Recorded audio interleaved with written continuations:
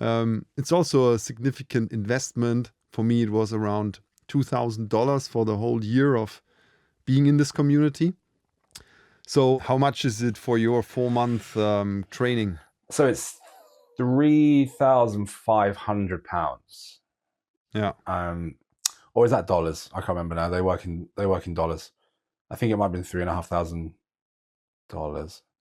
Either way, yeah, it's that. But it's around that. Yeah, and I've already been added into their community, and I'm in a channel where there's like yesterday I joined into something about it was a messaging clinic, so everyone that's part of the coaching program can join these planned things. There was a sales one's related to sales calls today. There's one related to messaging, so I can already see there's quite a lot of stuff going on, and they've got some online stuff which I haven't looked at yet.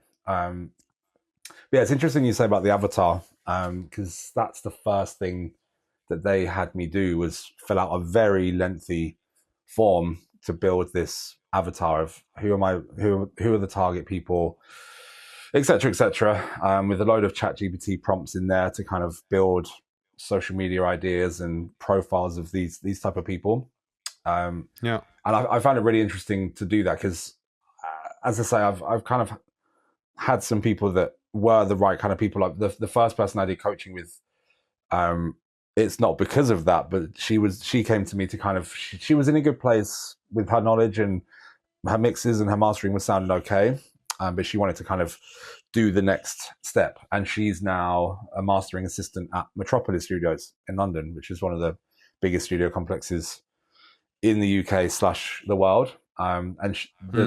So she took that next step, and I kind of coached her through like this, that, the other. And yeah, I mean, as I say, I don't take any credit for her getting that job. She got that job, but and now she's at the studios. Her ability is, and the sound that she's delivering out of there is way higher. And I use her for mastering now, and a lot of my clients that I work with go to her, and she's become their go-to person. So I know I can help people do that. Not everyone's going to end up with a job at a studio, obviously, but it's I kind of feel like it's, for me, it's not, I can do beginner, but to go from beginner in over, say, 12 weeks, 16 weeks, you're only going to get so far. What I want to do is take the intermediate people with understanding that are kind of struggling to go up a level. And I've been through that, and I can do it now. And it's amazing how simple it can be. Sometimes it's just the internet makes you think you need this plugin, you need to do this, you have to do this process and that process. And that's, I describe myself, when I started doing Instagram, like video, social media content, I described myself as the anti-YouTuber. I was trying to give all the information that was like, don't do this and don't do that. And because there's so much of like, you should do this and you should do that. And it's like, you don't have to do that. Like you're making a record sound great, and there's many ways to do that. So a lot of my stuff is like, don't mix in solo, and don't use this pink noise method that everyone talks about. Because so many students ask me about listening to pink noise, you get a better balance of a mix. It's like, it's hassle. Like, you can do that by using faders in your ears. Like, why all this nonsense? And there's so many videos of people regurgitating the same things. So I just thought, I'm going to go away from that and just be trusted as giving advice that's just different to everyone else. And people seem to like it. So that encouraged me to do more. I've fallen off I think, as we all do. You're very good at posting. I've kind of fallen, where I've been busy from the start of the year, I've fallen off a little bit, but I will be back on the content machine soon enough. But yeah, I'm very much the anti everyone else message, and just, I want to deliver the message of, if it sounds good, it is good, because that's what we're chasing. Exactly. And there you mentioned also a very important word. It's called trust, because that's what we have to build online if we want to convince people to either work with us or learn with us. And actually, we not only have the same idea about Pro Audio Academy. When I think about my avatar, I also enjoy working with intermediates and, let's say, juniors who already finished their education way more than with, let's say, high school kids who don't really know if they want to get into audio and know nothing. Right. I experienced that myself when I'm teaching at Cologne Game Lab. I'm working there more with developers of all kinds, but not really audio people.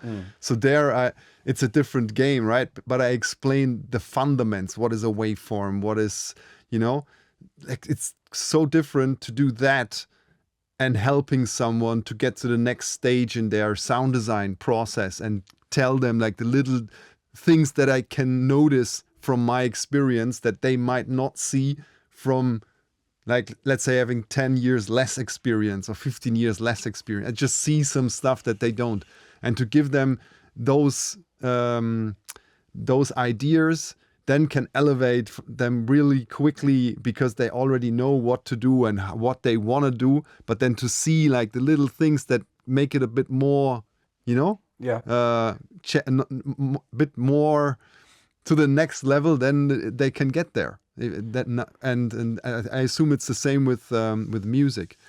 And yeah, I really enjoyed that we have the similar career incentives, but do completely different things. Yeah, it's cool. I think on the what you say about building trust, like what you've just described there about showing people things that kind of they wouldn't expect or taking it to the next level, that builds trust in itself because it's you're not hiding anything. I say to everyone, I'm not gatekeeping anything. I'm not going to hide anything that I do. You can go and replicate it, but I have no issue on you knowing that because we're not in. You're going to go and do this, and I'm going to go and do that. And I always joke that it's dog eat dog, and I'm going to eat the dog quicker than you will. But you just have it's competition. So push me, and if you push me, I'm going to push you, and it's a good thing. Yeah, I think that not hiding anything that builds trust, and something that I've found from doing my semi-regular workshops, which are just one-off events that people can book a place onto. What I found is that most people that do one are then at the next one, and then at the next one, because you've built that trust. You've let them in your world for an hour, 90 minutes, showed them everything they want to see from a professional release or whatever it might be, or focus on a specific area, and then lo and behold, they want to come again. And what I've slowly done actually is made the workshops a bit more expensive, and they book onto it each time. So that was the other thing for me, is like I see how when you let people in and they're invested, they come back. But I have a small handful of that happening right now, right? If I had a bigger pot of people like that, then that makes it a very viable pot of money that happens, and it's ultimately helping people do better and inspiring them to go and do it professionally and not feel like it's not possible.